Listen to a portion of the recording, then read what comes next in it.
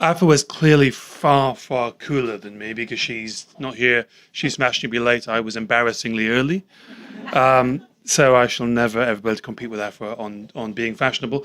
But I hope that I can compete on having written a book perhaps as good as hers. And given that my endorsement is on the back of Afua's book, I'm slightly biased. I've slightly got myself in a catch-22 situation here. I'm saying this is a brilliant book, not knowing it would be up against my book in London's big read. The the question I always want to ask authors when I encounter them is why did they write this book? And whenever you write a book, there comes a time, usually late at night, you think, why on earth am I writing this book? And it's important to,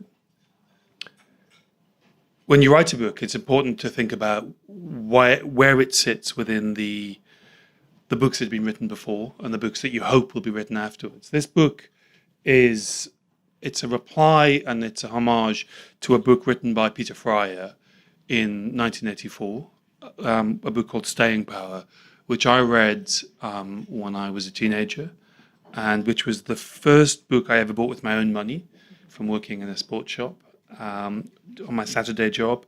And it was a book that changed my life because it was a book that showed that there was a reason, there was a story that I was part of, that I wasn't just this black kid from a black family who happened to be in the north of England like some sort of accident, that I was part of a long, long story, a story that was much longer than I could have possibly imagined before I picked up Staying Power. So this book is a response to that. But it was also a response to experiences that I had growing up and to absences. Being black and British is often about what doesn't happen, what's not acknowledged, as much as what does happen. Now, this book in some ways is a response to things that very much did happen to me, experiences of racism and racial violence, but it's also about absences, things that were invisible, that were never explained to me.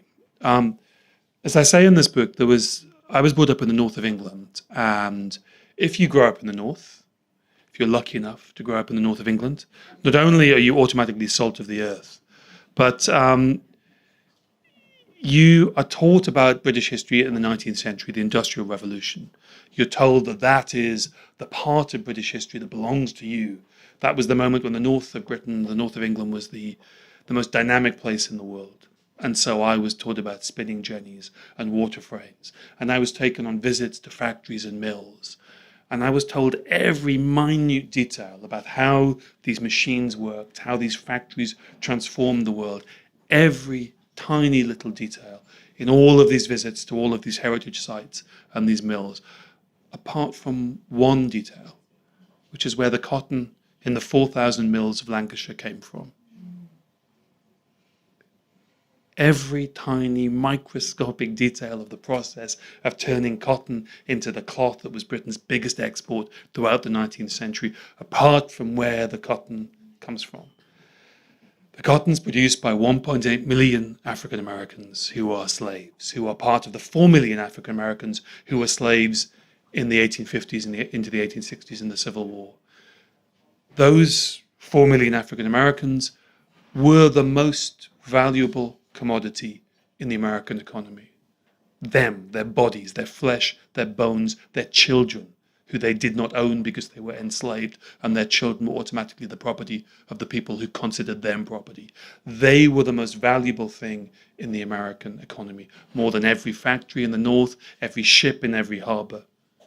And yet they would have been of no value had there not been 3,000 miles away from Louisiana and the cotton valleys, the cotton producing valleys of the Mississippi Valley. They would have been worthless had it not been for what was happening in this country.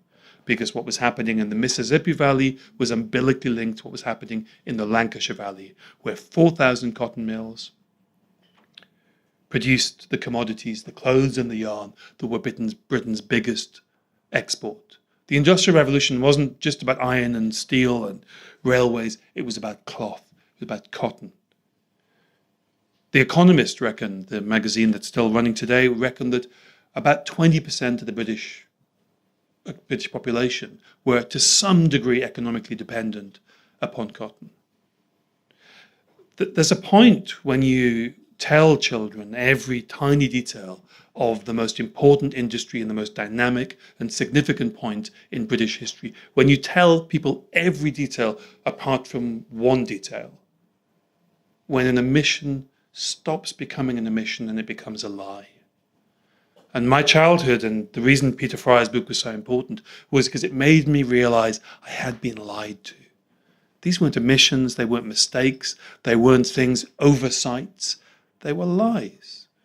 And we have lies about the place of black people in our country, all over the country, all over our history. It's in books, it's also imprinted on buildings. I live in Bristol. In Bristol and in other cities in Britain, we have heritage plaques that will describe somebody as a West India planter. What does that mean? It's a meaningless phrase. It's a heritage industry invention. West India planter means plantation owner, and to be a plantation owner is to be a slave owner. Other heritage plaques will describe people as West India merchants. That doesn't mean anything. It's a euphemism. It's a way of concealing and whitewashing our past. A West India merchant is a slave trader. The Dictionary of National Biography has been complicit for years in this. There are families who have redacted the slave part of their history. And that's been repeated and regurgitated in the Dictionary of National Biography and in Who's Who and in all sorts of publications, where that element of their story has been elided, it's been forgotten, it's been disguised. It happens over and over again. And so if you're a young black kid growing up in the north of England, you don't understand where you fit into all of this. The same is true of the story of empire, the story of how my Nigerian father happened to be in Britain, why I'm sitting here speaking in English, why my ancestors encountered the British when they arrived in the 1850s in gunboats in the lagoons of Lagos. Part of studying black history is always going to be about discovering and uncovering and confronting fabrications, omissions, and sometimes the word has to be lies. But the reason that I wrote the book was not just about wanting to confront those falsehoods. It was also because of a perhaps naive but I think important belief that Britain can become a country that confronts all of our histories, that looks at the role that it played in the world, the role at the center of the biggest empire the world has ever seen, and confronts it. I do think that we are capable of becoming the country that is able to explain all of the reasons why all of us are here, why the faces looking at me look the way they do, why our stories and our family histories and our national histories are the way they are.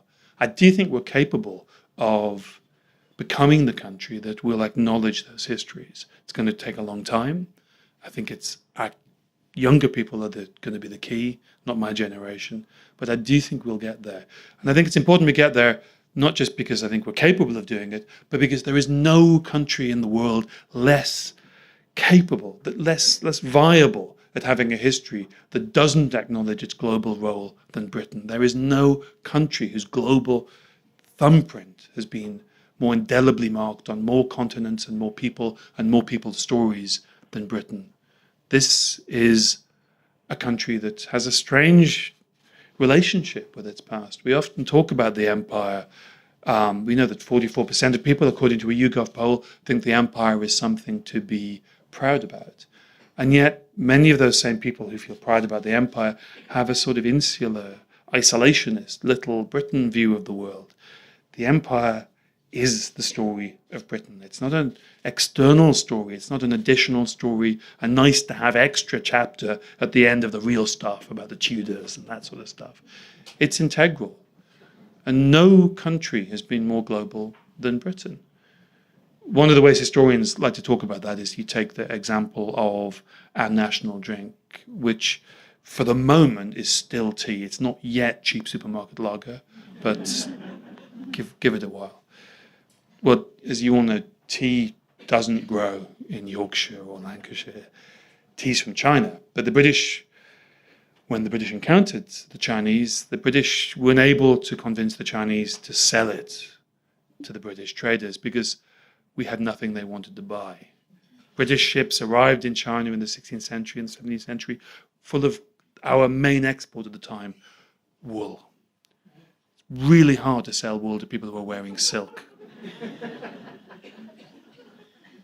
But the British liked tea so much that we found a way of having a supply of it, which was of growing it in India. By the 19th century, about 1 million people were growing tea in India and Sri Lanka just for export to Britain. I have there skipped over the story of the Opium Wars, which is the other way Britain got tea out of China, but it's a nice evening. Let's not go there. Tea comes from China. We grew it in India, but the British, unlike the Chinese and unlike the Indians at the time, we discovered a taste for having tea that was sweetened, and we sweetened it with cane sugar. Now, cane sugar comes originally from New Guinea. The British didn't encounter it in Asia, they encountered it in the Americas, in Brazil, where it was being grown by the Portuguese. And the British learned from the Portuguese the very complicated methods of both growing and processing cane sugar, one of the hardest crops to grow, one of the most complicated proto-industrial crops to process from the raw cane into something approaching what we understand today as sugar. But the British didn't just learn from the Portuguese, it transplanted those methods onto the islands of the Caribbean, where, of course, inevitably, as you all know, the key ingredient was forced slave labor of Africans. So what you have in the 18th century is you have an Asian crop being grown on the islands of the Americas by Africans for consumption in Europe. And because we're used to this idea, we sometimes forget how just mental it is. It's worth saying it again. It's an Asian crop being grown in the Americas by African slave labor for consumption in Europe. And when we consumed it in Europe, we consumed it in crockery and cups and saucers that we called then and we still call China, because it came from China. The cup of tea is the ultimate symbol of British globalism, and yet we've seen it as this domestic symbol of Britishness. It is quintessentially British because it is global.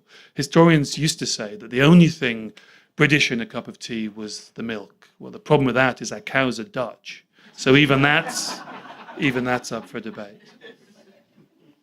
Britain is a quintessentially global nation. Our encounters with peoples all over the world is not an additional chapter to British history. It is British history. When I was at school, I was taught 2 courses in A-level history. There was European history and there was British history. That was it. You was either British or was European. The rest of the world didn't have a look in. 2 separate courses, 2 separate teachers, 2 separate exams. You could pass one, you could fail the other. The empire, the rest of the world, the parts of the world that made Britain rich, they didn't come into it. And yet I passed A-level history. I went on to university. I chose my university on the basis of being able to study more broadly, because of our myopia about what is British history. You cannot have a country that rules over the biggest empire the world has ever seen and then talk about British history as a domestic story that we can all sit under oak trees reading Chaucer and drinking mead. It's a fantasy. And it's an important fantasy to confront because, as Stuart Hall, the great British Jamaican thinker, once said, is that you cannot understand British history without its global dimensions. He rather brilliantly said, "We are here because you were there." I exist. I'm a product of the empire, entirely a product of the empire. My father is Nigerian. My mother is British. My father met my mother in Newcastle University. Newcastle University was an offshoot of Durham University. Durham University was connected to the missionaries, and the missionaries, the LMS and the CMS, went to Sierra Leone in Nigeria, where they set up the Anglican Church. The first bishop of Lagos, Samuel Ajay Crowther, had been taken off a slave ship, brought up in Freetown, Sierra Leone, educated by the Church Mission Society. He'd gone back to Lagos and established the cathedral on Lagos Island, where my father was buried. You can walk down around Freetown in Sierra Leone, and you can walk down a series of streets that are named after successive 19th century British prime ministers. To be a Creole in Freetown, Sierra Leone, or to be somebody who goes to an Anglican church in Lagos is to be as British as anybody in Brixton or Bradford or Birmingham. Britishness cannot be defined just within these islands. That's the consequence of having an empire. We are here because you are there. And I find when I talk about this, there are people who are threatened by this. This is wonderful. This explains why we're here. This explains the country that we are, and it explains and I think offers the seed of the country that we could be if we can confront our history, be honest about our history, and be honest in our unveiling of everybody's stories, family histories, and roots through that history. But there is a resistance. There is a sense that British history is an insular story that can only be told within the confines of these islands. And I wrote this book to try to challenge that idea. But this book ends with a moment, or two moments that I think are really important. And they're the story of two Olympic Games. There's the Olympic Games of 1948 and the Olympic Games of 2012. Now you'll remember 2012 better, I'm guessing. It's really strange to think that was only 6 years ago. If you remember that opening ceremony, within that pageant that was a celebration of British history, alongside the Jarrah March, the foundation of the NHS, the suffragettes, the First World War, alongside those icons, uncontested icons of British history, was another story, the arrival of the Windrush. And a Urzat fake reconstructed Windrush made out of metal frames covered in material was carried around the Olympic Stadium by 21st century Londoners dressed in the sort of 1940s suits of their ancestors with pork pie hats and battered leather suitcases. And it was at that moment that the Windrush story, the foundational story of post-war migration, in that case West Indian, but it's become more than that. It's come to stand for all of us whose ancestors came to this country in that period, that became part of British history. And if you remember the rest of the ceremony, the opening ceremony, there was loads of kind of kids. It was about what it was to be young in Britain. These mixed race London kids of all races, about their lives in the most diverse multicultural city in the world. That feels a long time ago. It's only 6 years. It doesn't quite feel the Britain that we're living in now. But it's strange when you think about that Olympic Games compared to the previous time that Britain had held the Olympic Games, which was 1948, 6 weeks before the Windrush arrived. Now that Britain, that London, that stadium into which those games were performed, if you look at the old film, you'll see a London that is almost entirely white. There were probably about 6,000 black Londoners, but they're not in the Wembley Stadium for the 1948 Games. There are black athletes, but they are from colonial countries, and when they win medals, the national anthem that's played is God Save the King, and the flag that's raised is the Union flag, because they don't have nations. When Arthur wins the 400 meters, the flag that is raised is not that of Jamaica, his home, but of the empire of which he is part. But when you think about those two Olympic Games, it's important to remember how unimaginable the world of 2012, even though I worry we've wandered from that idealistic moment of 2012, how unimaginable that is to somebody sitting in the stadium in 1948 with most of the empire still intact, with the idea that the empire in some form can limp on and continue, with the idea of racial hierarchies undermined by the battle of against Nazism, but not erased, not fully contested, not discredited as it should have been. The journey from the London of 1948 to the London of 2012 is an important one, and it's one that, to our terrible risk, we don't fully acknowledge. We have come an incredibly long way, but there's still a really long way to go. I will just keep going on, so I should take some questions, because I do a 2-hour version of this talk, and I'm really good at answering questions, and I love answering questions. It stops me just gibbering on. So Anyone got any good questions? Come on. I'll pick somebody out. I'll be unfair. Please shout. I just wanted to know why you think British history's been sort of watered down, as you said. Just asking why you think British history has been watered down, or who's to blame? Is it something? Is it a decision someone made at some point, just carried on, or? That's a good question. I think there's lots of decisions that they're made sometimes subconsciously, sometimes consciously. I think there was a very deliberate decision made by thousands of families and by the government and by political parties to whitewash slavery from British history.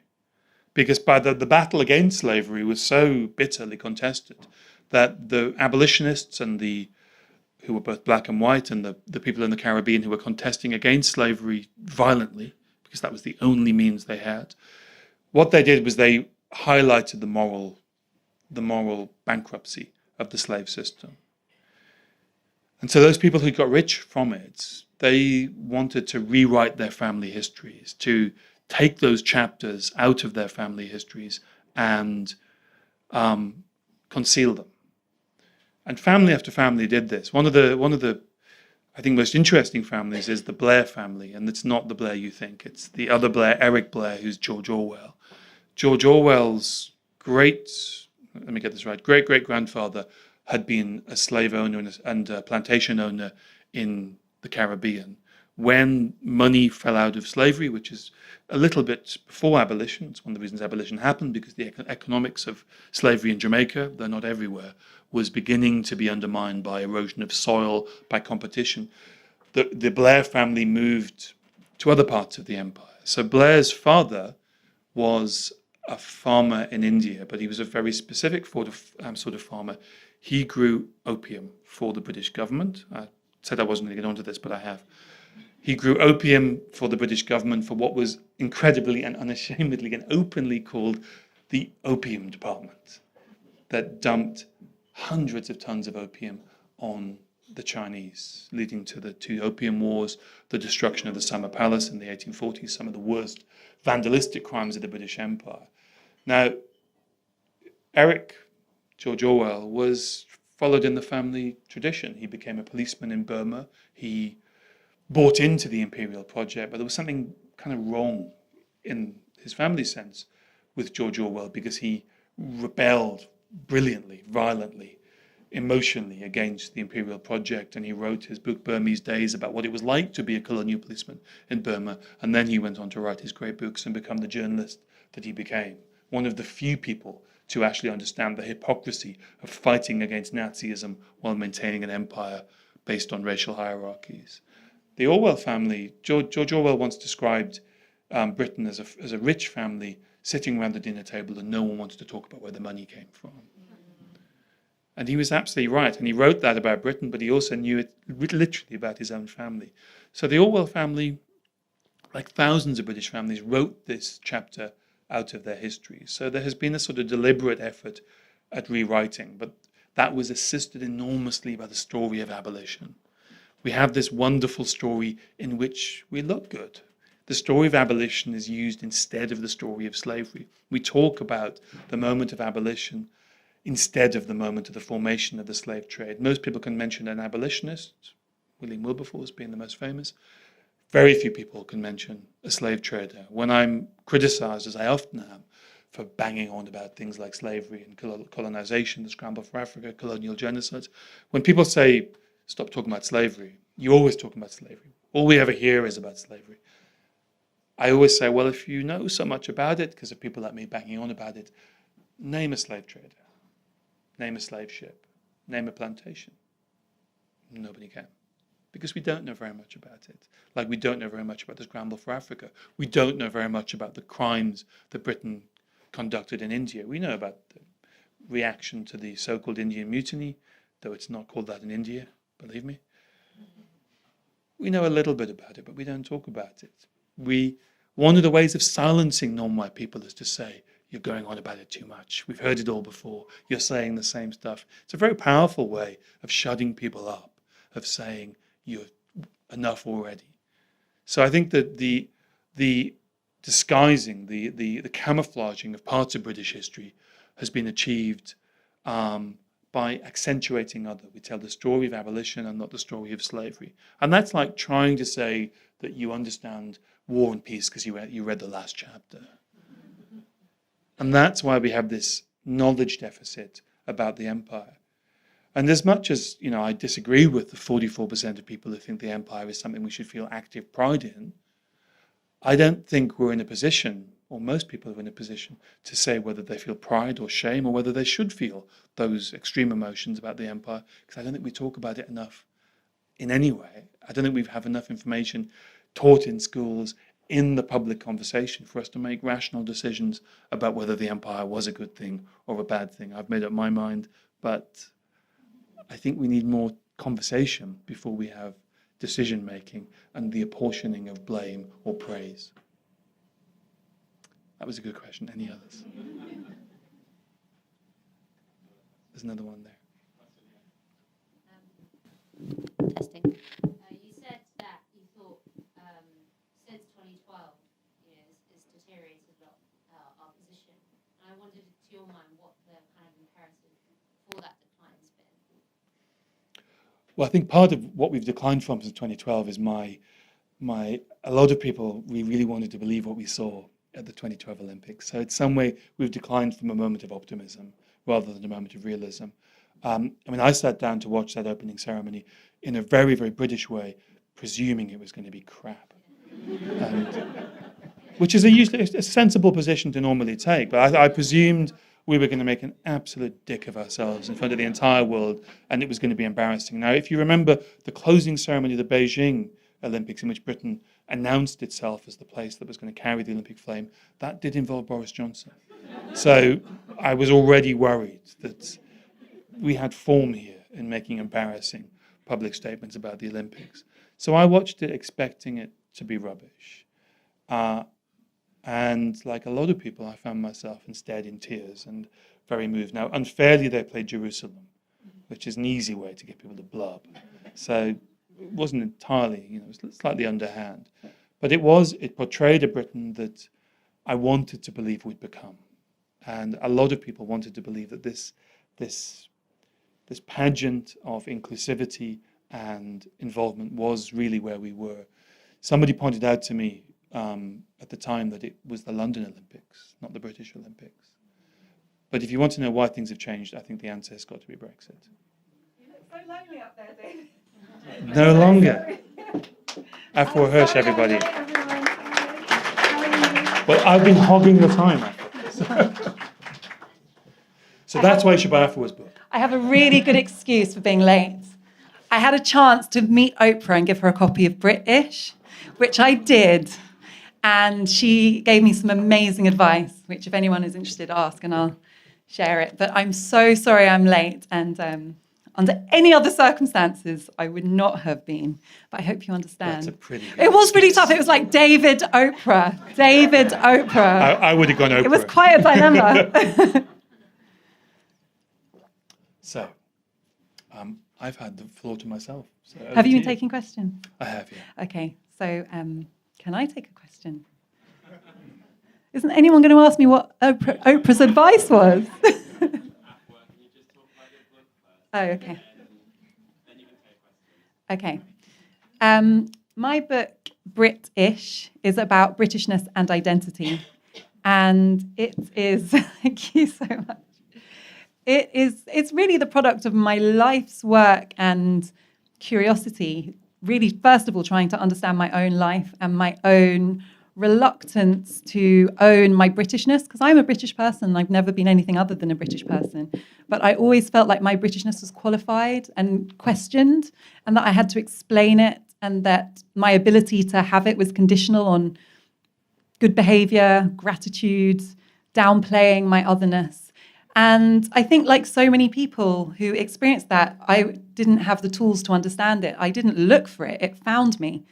My parents both have never had the experience of having an identity that they felt was othered in the same way that I did. So I set out to understand it without even knowing that's what I was doing. In my life, I studied the empire and the fall of the empire. I lived and worked in Africa several times. I've lived in so many different countries. And the more I went around looking for a place where I felt I could fully belong, the more British I felt, which was such a conundrum given that the whole point of that project was not feeling British. I worked as a reporter and a barrister on social injustice, trying to understand what I could clearly see was structural types of unfairness and disadvantage in this country and where they came from. And that information wasn't easily accessible to me. I think things were often presented in a very ahistorical way. So I set about understanding it myself. And that's what I've been doing my whole adult life. And this book is the product of that work. So it's partly a personal book because the real reason I wrote it was for the younger me. I wanted the younger me going through what I went through to have something that spoke to them. And I knew that only by telling parts of my own story could I do that. And that was a difficult thing to do. And David and I have talked about this because his book has some personal detail as well. And actually that really touched me reading your story. And we have different stories. And it helped me understand the context for your work and your scholarship. So I do tell some personal stories, but I also tell other people's stories. And I want to be part of a progress in which we understand there's not a single narrative. I'm not the spokesperson for all people of colour or all mixed race people. But I think there are many things that other people from all different backgrounds can relate to in that search for belonging and search for an identity. So I approach it in the book from different perspectives. There is a chapter about history and our relationship to it and how it informs our sense of identity. There is a chapter about sex and ideas about the body and perceptions of sexuality and romance, which I think in some ways are one of the last areas where some quite toxic historical concepts have been driven underground and still flourish and thrive in ways I found quite shocking. If you read the book, I had some shocking experiences in researching it. And I also talk about mixed race as a phenomenon that has its own narrative around it. I look at film and literature, music, art, at immigration and the politics of identity, Brexit, the criminal justice system. So it's quite wide-ranging, but the thread that runs through it is understanding my own identity and the ways in which identity affects our social reality today. So I hope that gives you an overview of my book. Would anyone like to ask anything about it? If not, we could slip into in conversation. Yeah, we could. As built. We could. Did you get loads of questions? Should I be offended? I got a couple. Oh, thank you. I was just feeling. Yes. Questions here. Hello. Oh, okay. I'm so glad someone asked, Ron. I asked Oprah. So it was the launch of A Wrinkle in Time, which is this film directed by Ava DuVernay. And there was a panel with Reese Witherspoon and Ava and Oprah. And it was a really kind of good vibes panel. So I, being the journalist, asked the more difficult question about the fact that we live in very toxic and very divisive times, and whether we can achieve progress by doing what I often do, which is engaging. And it's always such a joy to be in a conversation that isn't like this. A lot of the time, instead of sitting with someone like David, I'm sitting with someone who doesn't disagree with my arguments, but disagrees with my right to have an argument. At least that's how it feels. It can be very toxic. And I sometimes you couldn't be that hostile even if you tried. And I think the dilemma I have is whether by engaging with that argument, it's actually helping because I'm able to put my voice and the voices of other people who relate to me, or whether I'm being complicit in something which essentially doesn't have a place in modern discourse. Whether I'm feeding into this false equivalence that if you have someone who's overtly racist, that's an opinion that can then be countered with someone who's not racist. Racism is not an opinion. I don't think that it should be treated like an opinion that deserves to be countered every time somebody says something progressive. So that's the dilemma I have. So I asked Oprah whether she felt we should engage in those very hostile spaces, or whether we should just break away and do our own thing and create our own thing and not complain about it and not critique it, but just move away and build our own narratives and our own organizations or our own production companies, as David has done. And she said to me, you have to go in there. If you know yourself, know your role. If your role is to be in there, go in there. But you have to be spiritually strong. And she said, you have to build spiritual muscle. You have to be spiritually ripped. And that is something I am going to... And Oprah has a way of talking directly to you. Like, she spoke like she knew me and my personal struggle. And this was advice especially for me. And when I saw her again, she said, spiritually ripped. So I'm taking that, and I hope you take something from that. And then I feel a little bit less guilty about being late. I'm going to get down to spiritual gym. First thing in the morning. Spiritual gym, spiritual circuits, spiritual weights. There's so many ways you could use this analogy. So I found that she's quite an incredible person, and her presence is really remarkable. And I'm quite difficult to impress, I think. So I was really impressed. So oh, okay, yes. But you ought to know that you've made it safer for many of us to speak about things, because now when I say something and someone counters it, I can refer to you, and I can say, well, she also said that. That's and lovely. There's so many other examples that you've been to together. Thank you so much. That really means a lot to me. And I've taken a lot of inspiration from David as well. And having that scholarship and having a historian who's done the work and set out in such phenomenal detail and meticulously researched and beautifully written, I think it gives us all an intellectual self-confidence that, if you doubt me, go and read his book. It's there. I'm not making this up.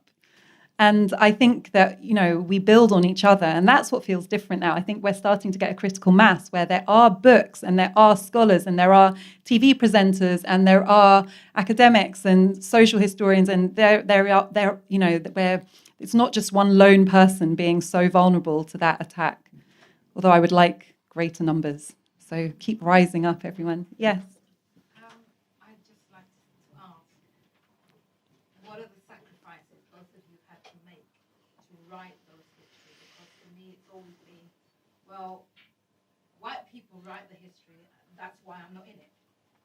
So the more of us that can write our own history, the more visible we will become.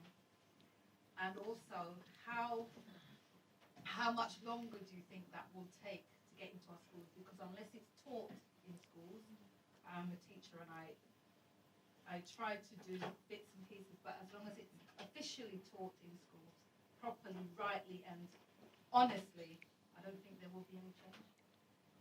Shall I? I will, yeah. It's how long, to paraphrase, when are we going to have our histories written? When are they going to be in the schools? And what are the costs of creating these histories? Is that fair paraphrasing? Yeah. To speak personally, what I think it's important that I do as an historian is that it's not about writing a separate, parallel Black British history that runs parallel to the mainstream but doesn't really feed into it. It's about showing that Black British history is British history. Yeah. It's not a nice to have, an additional chapter, a little bit of literal colour. It is British history. In the end of the 18th century, the biggest issue in Britain was slavery. It was the issue that elections were being fought of. It was ripping the ruling elite apart. The biggest issue in Britain in the 1880s was whether Britain was going to take part in the scramble for Africa and dominate it and take possession of this new continent that was going to feed the world and dominate the world's resources and minerals. In the late 16th century, Africa was the obsession of people in this city. Look at the number of Africans in Shakespeare's plays that were performed in a theatre a mile from where we're sitting that was called The Globe. A globalized view. Look at the medal that Drake was given by Elizabeth, again a mile from where we're sitting. The Drake medal that shows a black figure, Cimarron, who was an escaped slave from the Spanish Empire, who were the allies of the British in their wars, their piracy, it's probably more accurate, against the Spanish Empire. Black people, their status, their humanity, the wealth of the continent from which we come have repeatedly been the biggest story. They've dominated parts of British history. This just cannot be marginal. What is the biggest issue now? It's immigration. What was the Italian election last week about? It was about immigration. What was Brexit really about? It's about immigration. These aren't marginal issues, they're central. So for me, showing that black history is British history, that there's no point lying to children to telling them about every detail of the mills of Lancashire without saying where the cotton came from. That's as essential as telling. And that's not to say that telling stories about Equiano, telling stories that are for Black History Month is not essential. This book was supposed to be called, before I was outvoted by someone on a higher pay scale, it was supposed to be called A Black History of Britain, which was my preferred title. And that's the mission statement. It's a Black history of Britain, but it is a history of Britain. Can I add something that's not that positive, but it's real? It happened to me today and it's on my mind. Today, for reasons that will become clear in a couple of months, I hijacked a London bus tour for tourists. So it was, Who got you to do that? oh, who would think of such a thing? So I'm making a documentary with David for his production company. And we're looking at ways of changing the historical narrative, changing the way people perceive history. So, these tours go around central London and they're like, here's Napier, here's Churchill, here's Nelson. And it's all very kind of light and lovely. So I got the mic, some poor unsuspecting tourists. And I told a slightly different version. Here's Clive of India, an unstable sociopath who drained Bengal and became the self-made richest man in Europe at Bengal's expense. It was kind of like that. And it was really interesting. So there were quite a diverse group. There were some sixth formers on the bus. There were some tourists. There were some older people. And at the end, I spoke to people about what they thought. And I spoke to these two young women of colour. And one of them was almost crying. And she said, it is so profound to hear those things because we know they're there, but no one tells us them. We have to fill in the gaps. We're having to constantly question ourselves for what we know to be true because it's erased and it affects our sense of self. I don't feel like I'm part of this country because I don't see myself reflected in it. And it was very emotional for them. And then I spoke to two older white people from outside London who said, that was really interesting. It was interesting, but, I don't think it really belongs on a tour. It's just, and it really got to me because I've been thinking that what we need to do is change the narrative and put these facts out there. And I passionately believe that. But today I saw that these ideas are so ingrained that even when you do it, people don't embrace them psychologically. And there seemed like a lack of empathy to me, and that, between those perspectives, these young women who were so personally affected and these other people who just saw it as, kind of interesting but not hugely relevant facts. So I don't know the answer. I don't know what you think, David, but it was quite sobering for me. And it gave me a sense of the gap. I think there is a real conflict in the way people perceive the importance of this. I think there is, but I'm often surprised. I don't mean to, what you said entirely valid. I don't want to saccharine cover it with sort of optimism, but I have moments when my expectations are confounded. And I remember a few years ago I was on a beach in the south of England, and there was a guy who's probably in his late 50s, and he had bulldogs and St. George's flags on his tattoos on his chest. And I did what I did when I was a teenager, and I was nervous of him, and I recalled, and I was kind of in my early 40s. But the sort of training that these are the people who are dangerous to you, which I had learned growing up as a mixed race kid in the north of England, kind of just kicked in, and I sort of took the breathing in you do when you think this is somebody who's hostile to you. And then his little mixed race daughter ran out of the sea and said, "Granddaddy." And I thought, God, the journey that guy's been on. And there are a lot of people who I think are fortunate enough, because what happens is that their families force them to confront those old ideas, those comfortable ideas. My father-in-law, when he was a young man, used to knock around and go to things that Enoch Powell went to. He had two daughters, one married a Spaniard, the other married a Nigerian Geordie. He's had to accommodate quite a lot of ideas. And there are a lot of people who've gone on these journeys and who've done so, I think, quite remarkably. And I think there's some people who might be influenced by a book that I might write, or Afua might write, but there's some people who will really be influenced by having a mixed race granddaughter. when I look at young people, when I look at when I talk to them about their attitudes to race, that's when I'm really hopeful. And I try to talk to them more than I talk to the kind of old people who, That's also good advice. yeah, Although talk to young people. do you know, it's not an exaggeration to describe him as a fan. There's a man who comes to a lot of my events. I don't think he's here.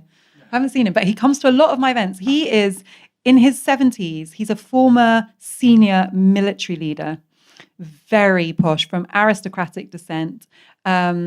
He wears tweeds. He loves my book. And every time I see him, he says to me, keep doing what you're doing. It's wonderful. And I have to say, the first time I saw him at one of my events, I was like, here we go.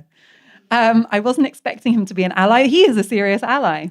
And it's really remarkable. And, I think the experience of putting this book into the world has forced me to confront some of my own prejudices. And I fully admit that. And, I tell people to confront their prejudices and their baggage. So it's important that I do it as well. So you find allies in unlikely places. And it's very important not to judge people. And I think we all do it. And we all could do less of it. Yes. Yes.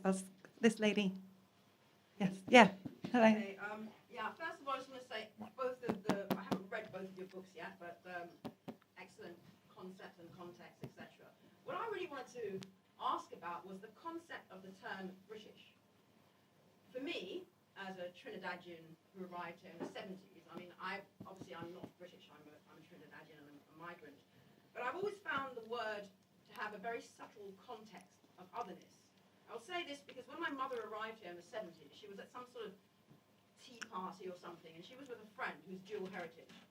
And my mother and my mother's friend were talking to someone. My mother's talking to an elderly English woman who essentially, is this on? You don't need it. So, okay. You've got such a good speaking voice. You really don't. To an elderly English woman, and the woman said to my mother, "Where are you two from?" And my mother said, "Well, I'm from Trinidad, and my friend is English." And this woman said, "Oh no, she's British." Now, the way I look at the term British, it embodies imperialism, colonialism, and it makes a distinction between those who are seen as being of this soil, i.e. English, code white, and us, i.e. everyone else who doesn't fit into the category of English. So I'm just wondering, and I like the context of your British, I think that actually puts a question in there. I'm just wondering if you would consider also looking at how we could address this, because I would say, even the term black is problematic for me. I see it as a colour or political statement. I see myself as being an African heritage. So I would prefer African English, actually, if we were looking at it that way. And I'm just wondering what you think. There you go. I like Afro-Saxon. Have you heard that one? That's a good one.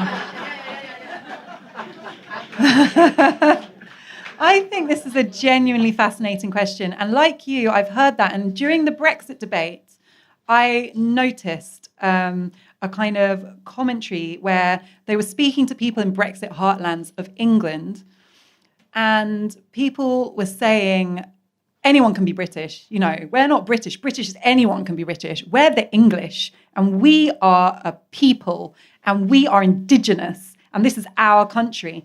And it was being expressed very much in racial terms of whiteness, of being indigenous, of kind of tribal ethnicity.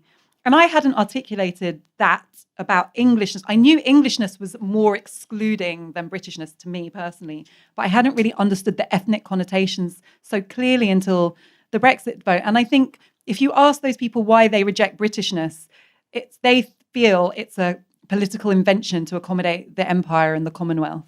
And that's why people describe themselves as Black British or British Asian, because they are former imperial subjects or the descendants of them who have those British identities, but that Britishness doesn't actually exist in a kind of emotional ethnic sense. It's a political project, but the real identities are English, Scottish, Welsh, Northern Irish, although Northern Ireland is so much more complicated. So that's a separate thing.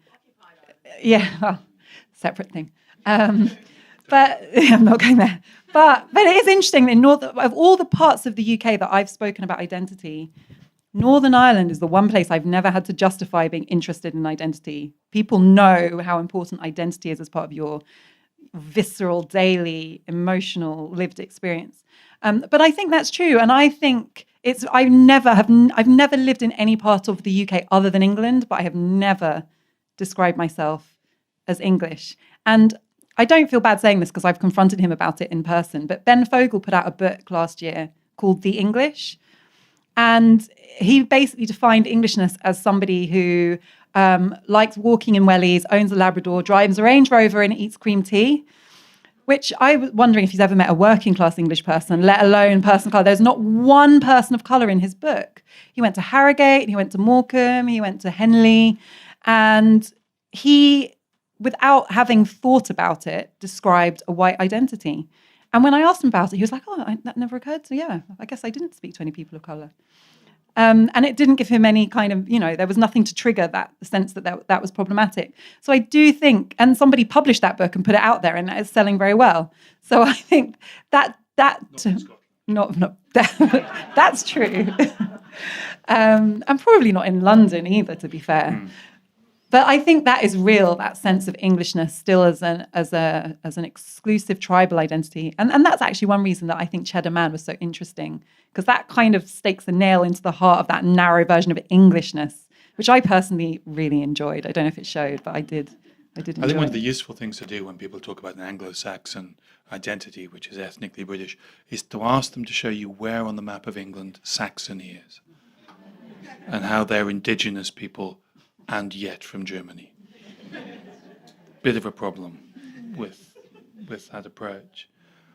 But like Afua, I don't describe myself as English because I don't feel invited to. And I think Britishness is quite useful because I think it has been a sort of useful, it's kind of invented by the Romans. So it's invented by our occupiers, which is rather useful. It's an organizational principle for the island, for the province of Britannia. It's an externally applied label, which I think has been really useful because I think it is more inclusive than Englishness. I think Britishness is more malleable to becoming an identity that's not racialized than Englishness, which seems to be becoming more racialized. And I see that in my relationship to the Union flag and the flag of St. George.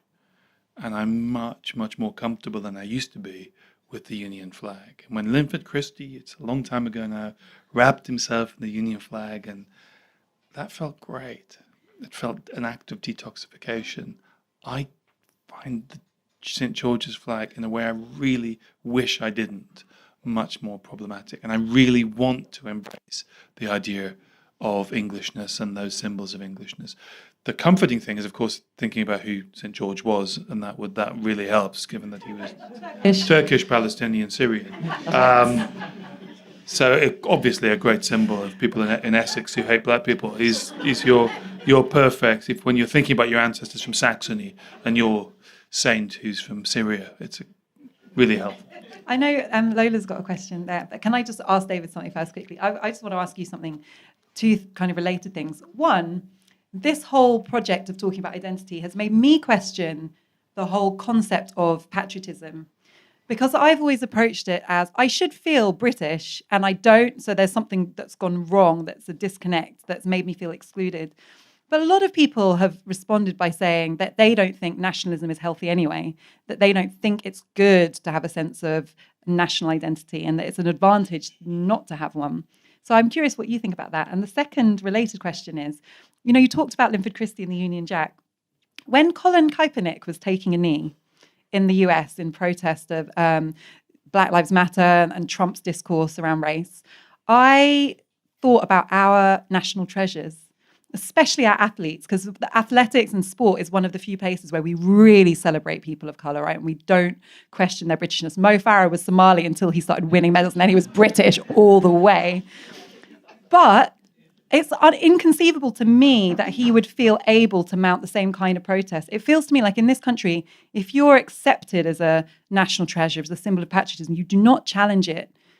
And as far as I can think, there's no precedent for somebody given that access to say, I'm actually going to challenge it. It's almost like you have to be a good immigrant if you're in that position. We're not secure enough to break the rules. And I'm just curious what you think about that too. Well, I think, the classic example is, could you have a British Muhammad Ali? Could you have a black Briton who would reject conscription into the army, challenge national foreign policy, and convert to Islam, and still be a national hero? I think That you'd question. struggle. What does that say about us? That we're less secure. I think what the Brexit thing has thrown up is the power of the idea of silencing, that you're accepted as long as you.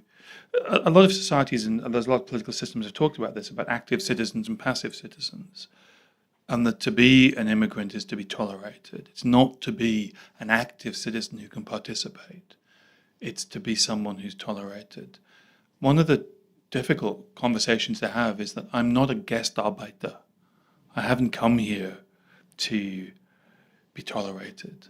I am British, and I claim Britishness without the brackets as a political act, because I don't think Britishness can be restricted to the stories and the lives just within the confines of these small islands. The consequence of having an empire is you have exported your identity. You have diluted your identity. And we are the products of it. And we are here, and we aren't going anywhere. This is my country as much as it's yours. And I really want to, call myself British, not black British, but British. And I do it deliberately and consciously and purposefully. Really interesting. Can I said I'd take that question. Lola, Once. and then... Okay, so I sort of have two points. I'm afraid backwards. Afua knows me. Thank you. And my parents are Nigerian. I was born and raised in London, and I've lived in New York for the past 11 years. On the subject of Englishness versus Britishness, Britishness is not a thing. Like, I'm English as far as everyone's concerned. That's the black English girl. I'm like, no, I'm not really English though. And they're like, but you are. I'm like, no. And I'm, okay, it's a whole thing to get into, but it's just interesting stepping outside of Britain. British versus English is not a thing. You're English as far as other people are concerned. It's also very interesting, and this is a question. So from an American perspective, obviously the past 11 or so years, Black Lives Matters, all the police brutality. I mean, there's a massive conversation in the US around race, identity, what it means to be American, and so on and so forth. Whenever I come back here, I always find the UK a bit backwards in its discussions about race and identity. And it's really heartwarming to see Afua and David doing their thing. I wonder if it's something to do with British politeness and the way that we discuss and have conversations with each other that make it harder to move these conversations forward. Number one, I'd be interested in your perspective on that. And number two, the fact that the US has had segregation and a civil rights movement over a long period of time means that there was a long period in which it really, people had to figure out what identity really meant. And I'm quite interested in how the UK does that. I'm not saying there should be segregation or a civil rights movement, but how it does that when it doesn't have the sort of schism whereby, two camps kind of get into their headspace and go, who are we and what are we about? So those are basically my thoughts, and I'd like to hear what you think. Thank you very much, Lola. They're really interesting points. I think that I definitely agree that they're part of this, and it may be a small part, but it is a part, and I write about it in my book, is there is a British awkwardness. British people are quite socially awkward, let's face it, and we tiptoe around things, and we code everything, and we fluff things up. You know this. Anytime you go to a foreign country and you try and translate, would you mind terribly if I possibly had an X? And like other languages don't work like that. It's like, give me X. I was in Berlin on Friday and I was trying to think in German, and it's like, you cannot translate English into German because they do not think the same way. They just say, give it to me. Thank you. Or maybe not thank you. They don't say sorry every 5 minutes. We're British, we're very awkward. We're always apologizing and we're coding everything. So that is part of it, I think. And also, you're spot on. We've not had a civil rights movement. We've not had a moment where race was front and center of the political existential consciousness of the country. And in a way, America had to get to rock bottom in its kind of racism and white supremacism and legalized segregation for that to happen. So I'm not romanticizing the fact that America had to go so low to make that a political debate that was mainstream. But the flip side is that we have been very complacent, I believe. We often compare ourselves to countries like America and be like, we never had segregation. We're not racist. We're fine. We don't need an Obama. We're post-racial already. And we're not. We've never confronted the fallout of empire. We've never confronted 400 years of an overtly white supremacist project that was based on the idea of the British being a superior race that had the right to take away the self-determination of other people, of other races. I mean, that's literally what the empire was. And we've never confronted it. We kind of cheered ourselves up that we let it go in a very civilized way. We were way better than the French and the Portuguese and the Belgians. And we were very humane and gentlemanly about letting these brown and black people have their own nations. And aren't we kind? Just like we congratulate ourselves for letting William Wilberforce end the transatlantic slave trade. And we happily paid compensation to the slave owners. And isn't everything wonderful? We've not had to confront these. And a lot of the reason for that, in my view, is the history of the 20th century, having won 2 world wars. We are a victorious nation. We are on the right side of history.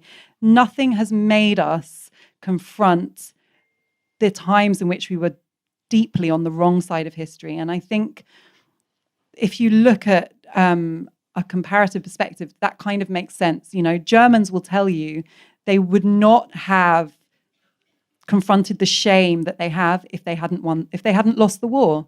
They had to be forced to do it. They had no choice. And they'll admit that. And we weren't forced to do it, and so we haven't. And my interest is how we can confront that and how we can move things on. But you can't move things on until you confront what has happened. You know, you can't be post-racial until you confront the racialized nature of your reality. And so I think you're right. And the question is, in the absence of, you know, structural segregation and a civil rights movement and losing a world war, none of which I would like to see in this country, how can we get there? And I think it just takes courage. And that's what I'm looking for.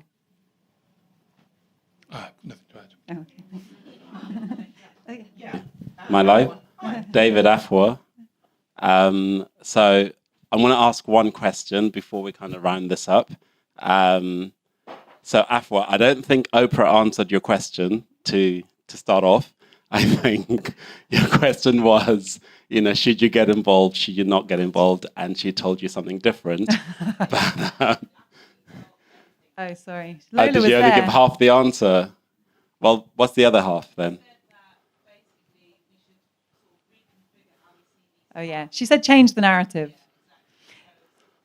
Yeah, but I kind of agree with Ron that in a way, that was the question. Like, do we go into hostile spaces and try and change the narrative, or do we just wash our hands of them and just create our own? So I interpreted her answer as, only you can know what you need to do. Everyone has a role. Everyone has a role to play. Everyone has a strength. And, you know, there's no generic answer. Like, it might be some people's role to go into hostile spaces. And people often say to me, how do you keep your cool on The Pledge, the show I do on Sky News, when you've got 4 people coming at you trying to shut you down? And it's a really weird question because in a way, I don't know the answer. I just do. So I hate to think that's my role in this world. I don't think that's my role in this world, to be the person that tolerates that. But there are things that come easily to me that wouldn't to another person. Sorry, yeah.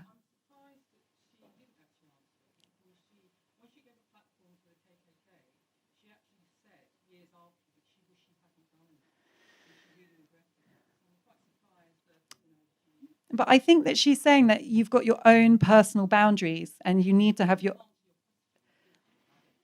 Well, okay, let me think. I mean, yes, in an ideal world, I would have liked to have given me an answer that I could just literally implement and follow. And like, this is what you should do. But I think that's maybe it was an unreasonable question. And the reason I ask this question is because young people come to me, sorry, just this is important. Young people come to me and ask me this question: should I try and get a job at this major broadcaster or this newspaper? Should I try and, you know, I see the coverage, it frustrates me. My voice isn't heard, my perspective isn't there. They're not covering these stories the way they should because people like me aren't in the room. Should I make my life project to be in the room? And I'm very ambivalent about how to answer that question because, one, yes, completely, we need that perspective in the room. We need diversity in our institutions. But on the other hand, do I want to take some young person brimming with energy and ideas and say, go into this toxic newsroom full of men who are going to shut you down and are not open to your ideas and that you're going to have to fight every day just for basic... Yeah, so this is where I'm defending Oprah. I think I would tap into who that person is and what their strengths are. And there are some people who I would say, do not go there. That's going to break you. You're going to lose everything you have to offer to this society, to this world. But there are other people who are really well equipped to go in there and they will change it. And one day they'll take it over and that's how you get progress.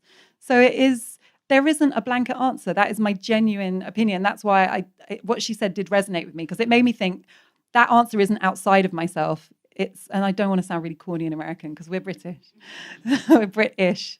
But like those answers, in a way, only you have them. But I think the underlying ideology is a sense of purpose. If you have a sense of purpose and you have a sense of the progress you want to be part of, then you can start saying to yourself, this is where I want us as a community or as a society to get to. What's my role? What is my role? How can I make the most of my skills and my talent? And that's a different answer for everyone. And I'm not just saying that to defend Oprah, although I do now feel very defensive of Oprah. So, okay, so I'm going to say Sorry. Oprah is the oracle. So you have to figure it out She for is yourself. literally the oracle. She's the oracle. Like, yeah, so figure it out. She'll give you a riddle, figure it out. And whenever you find the answer, that's what you need to do. So my question to both of you is, obviously British and Black and British. Why does it matter? Why is it important? Like what's the point? Is the question for both of you. So if you can both answer that, that'd be amazing. To me, the point is that to remember what is almost a definition to being a teenager is you don't know who you are. That is the defining feature of being young. And you're trying to construct an identity from all sorts of different fragments, which is why teenagers look so mental when they get dressed and wear such silly clothes, because you're trying to find all of these fragments. And when one of those fragments is whether you belong in your country, really big issue, whether you're accepted by your society, that's a really, really big gap to fill. And for me, it was filled by finding a book that showed I was part of a story. And as you know, I've been doing history a long time. All they are is our stories. That's all they are. They're the stories that we're all part of. You're just a tiny little flash in a long story. If that story has no place for you, then that's a really big deficit to expect young people to cope with. And we've failed. Usually we failed in that. I mean, the fact that we had to have an act of recovery, the fact that it took people like Peter Fry and Jim Walvin to create the first wave of Black British history. They had to go back in the archives and fill in the gaps. There was a book published in the 1990s about the 18th century that didn't mention slavery. It's like a book now that doesn't mention the internet. About this, it's ridiculous. There was a book written about William Beckford of Fonthill, who wrote the great novel, the Gothic novel Vathek, who translated from Arabic some of the great Arab tales, who built Fonthill Abbey and Beckford Tower in Bath, and all of that was beautifully described. The fact that he was the biggest slave owner in the fucking world at the time wasn't mentioned. The fact that you could publish that book, make that program, and not say that is appalling. And I want to be part of a movement to make that impossible. I don't think anyone would publish those books now with those omissions. And it goes back to what I said earlier. There's a point when an omission becomes a lie. And as a historian, I just want to make it difficult to lie. That's all I'm trying to do. Can I just say 2 words? Downton Abbey. I watched Downton Abbey, and at first I loved it. And then I was like, there's something missing. I can't work out what it is. So the late 19th century, early 20th century, the biggest political project of empire building this country has ever known. The most intense imperial propaganda, completely invisible. If you watch Downton, you'd think that was just, at best, a footnote. And we still do this. This is now. Go to the Royal Academy. There's an exhibition about Charles I. No reference. There's everything else. There's his wife, her Catholicism, how his narcissism and his art collection and his imperial self-styling as Caesar helped start the Civil War. No reference to the fact that this was the monarch that significantly intensified Britain's role in slave trading. That was a huge part of his legacy, not one mention. We're still repeating this day after day, and it is frustrating because it makes you question yourself. Am I imagining this? This is central. It's not a side note. It's not a footnote. It's not a Black History Month. It is, like David says, it's mainstream British history, and we're still erasing it. And I sometimes I do just stop and think, how are our esteemed institutions, this huge global reputation for their intellectual prowess, and they're getting away with this, and we can't let them. And it takes. It's getting harder. And there are more people on boards, and I think one of the problems is that it's the industries that are the liberal arts that have failed among the worst in diversity of voices and inclusion, both in terms of the people they publish and broadcast and the people choosing who gets published and broadcast. It's ironically the liberal left, the liberal institutions, the liberal arts that have failed more dramatically. I work in television. We ain't done great. So that's one of the problems. And I do think I see a change that might be long-lasting, or the beginnings of a change, more accurately, in those institutions. Can we quickly take one more question, because we promised this lady, and then you interrupted, Ron. Go ahead. Hi, Afua. Hello. What do you think about the financial compensation for enslavement and the legacy of enslavement? Because I think that's the only time when the whole issue is going to be taken seriously, when institutions have to pay for all the wrongs. Well, yeah, I think that's the only time. What do you think about it? I don't think it's going to about the practicalities. that's all I can think of is the practicalities. I have a view. It's about reparations. About reparations. About reparations for slavery, and should they be paid? I have a view on this. My senior politicians have told me, and this actually filled a big gap in the puzzle for me. Now, one of the reasons the British establishment is so intransigent when it comes to the simple act of acknowledging Britain's role in the slave trade, because don't forget, we have not had an official apology. We had this huge celebration of Wilberforce in 2007, the bicentenary of abolishing the trade. It was as if Britain had no role in creating the thing that needed to be abolished. It's this remarkable cognitive dissonance. I could never understand it. And these Blair-era politicians explained it to me. They said it's because of reparations.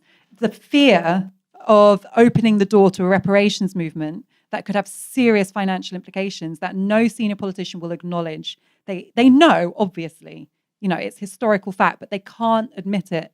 And I found that really interesting because, one, it showed me the power of the reparations demand, that it strikes that fear into political leaders' hearts. But two, that it's kind of disabling the debate because no one will be honest because they're fearful of the financial consequences. I personally think that reparations should be paid, but if we got reparations today, what would we do with them? I think as a community, we don't have an ideology. We don't have a plan. We don't have the answers. We don't know, and the answers are out there, but we're not united around them. We don't have an ideological foundation for them that would allow us to use them strategically to change anything. And I think the worst case scenario would be we got reparations now and we weren't ready for them and we didn't use them to build something genuinely different. So I think that ideologically it's a very important campaign, but I think that if we got them now, I'd be very worried. I'd be very worried because you're only going to get that chance once.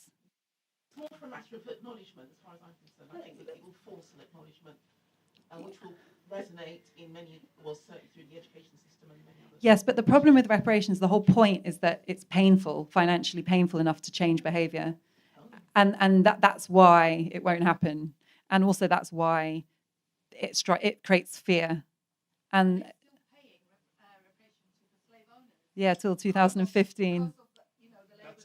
Technocratically true. I think that was a really bizarre tweet.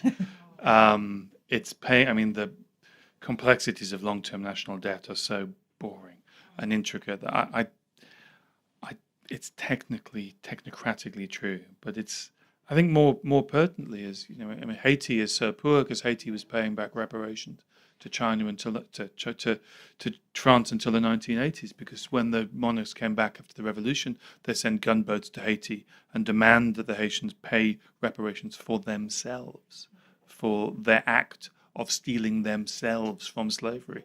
So we've had all forms of reparations. Let's not forget that financial outflows from the African continent, including illegal tax evasion and multinational, especially British corporations extracting wealth, amount to $203 billion a year.